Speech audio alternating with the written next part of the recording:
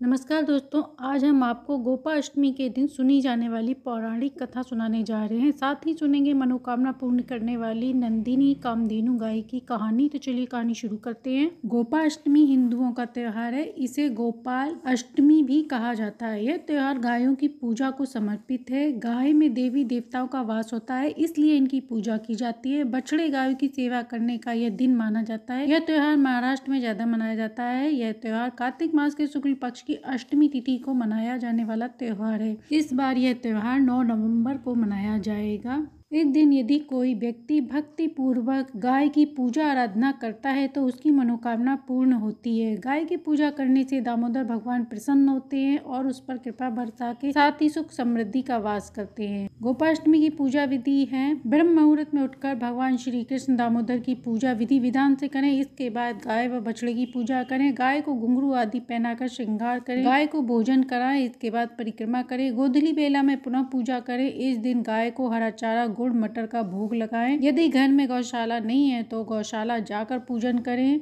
आइए सुनते हैं कथा। इस दिन माना जाता है कि पहली बार श्री कृष्ण जी ने गाय चराना आरंभ किया है। यह दिन कार्तिक मास की शुक्ल पक्ष की अष्टमी तिथि थी, इसलिए इस दिन को गोपाष्टमी के रूप में मनाया जाता है। कथा के अनुसार श्री कृष्ण जी जब 6 वर्ष के हुए तो एक दिन यशोदा मैया से बोले, मैया अब हम बड़े हो गए हैं। यशोदा जी ने प्रेम पूर्वक कहा, तो बताओ लल्ला अब हम क्या करें। कृष्ण जी बोले, मैया अब हम बड़े हो गए हैं और बछड़े चराने नहीं जाएंगे, गाय चराने जाएंगे। इस पर यशोदा जी ने कहा, ठीक है, अपने बाबा से पूछ लेना। तभी कृष्ण जी झट से बाबा के पास पूछने गए। नंद बाबा ने कहा, लल्ला अभी तुम बहुत छोटे हो। लेकिन कन्हैया जी नहीं माने। उनके हट के कारण नंद बाबा ने कहा, ठीक है, तुम पंडित जी को बुला लाओ, वह गौ चराने का मुहूर्त देखकर बता देंगे। यह सुनकर कृष्ण जी तुरंत पंडित जी के पास गए और बोले, पंडित जी आपको बाबा ने बुलाया है, गौ चारण का मुहूर्त देखना है। आप आज का दिन बता देना, मैं आपको बहुत सारा माखन दूंगा। पंडित जी बाबा के पास पहुंचकर पंचांग देखने लगे। बार बार देखने में पंडित जी से बाबा ने कहा, क्या बात है पंडित जी। पंडित जी बोले कि क्या बताएं, आज का ही शुभ मुहूर्त निकल रहा है, इसके बाद 1 वर्ष तक कोई शुभ मुहूर्त नहीं है। तो यह सुनकर उन्हें आज्ञा देनी पड़ी। यह शुभ दिन कार्तिक मास की शुक्ल पक्ष अष्टमी तिथि थी,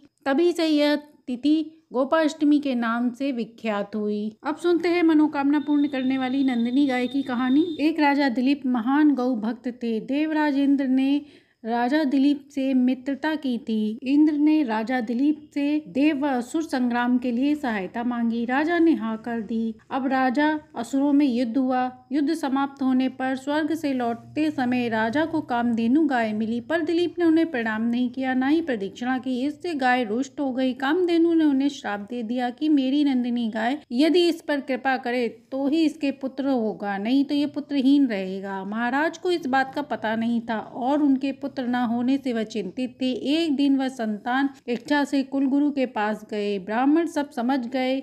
वह उन्होंने कहा कि गौ माता के अपमान का यह फल है। सुरभि गौ की पुत्री नंदिनी गाय हमारे आश्रम में विद्यमान है। ब्राह्मण ने कहा कि कुछ दिनों राजा रानी यहाँ रहकर गाय की सेवा करें। महाराज ने व रानी सुदक्षिणा ने आज्ञा स्वीकार कर ली। माता की पूजा सेवा शुरू कर दी। राजा उनकी जंगली जानवरों से रक्षा करते, उनके चलने पर चलते, बैठने पर बैठ जाते। शाम को जब नंदिनी घर आती तो महारानी उसकी विधिवत पूजा आराधना करती, अपने हाथों से हरा चारा खिलाती। इस तरह उसकी प्रतिदिन सेवा करती। इस तरह 21 दिन बीत गए। एक दिन वन में नंदिनी को देखते हुए राजा वहां जंगल की प्रकृति देखने लगे और वहां पर एक शेर आ गया जो नंदिनी को शिकार बनाना चाहता था। नंदिनी को सिंह ने दबोच रखा था। राजा उसे छुड़ाने की कोशिश करने लगे। तभी सिंह मनुष्य की वाणी में बोला, राजन मैं भगवान शिव के गण का हूँ। भगवान शिव ने मुझे इस वन की रक्षा का भार सौंपा है। इस समय जो भी सर्वप्रथम मेरी दृष्टि में आता है वह मेरा शिकार हो जाता है। इस गाय ने मेरे भोजन की बेला में आई है, अतः मैं इसे खाकर अपनी भूख शांत करूंगा। तुम वापस लौट जाओ। भय से छटपटाती नेत्रों से धारा बहाती नंदिनी को देख वह उसके बछड़े की याद कर राजा दिलीप विचलित हो गए। उन्होंने सिंह से प्रार्थना की कि वह अपनी भूख शांत करने के लिए उसे छोड़ दे, वह उन्हें खा ले। सिंह ने कहा, राजन तुम चंद्रवंशी राजा हो, नंदिनी के बदले ब्राह्मण को करोड़ों गाय दे सकते हो।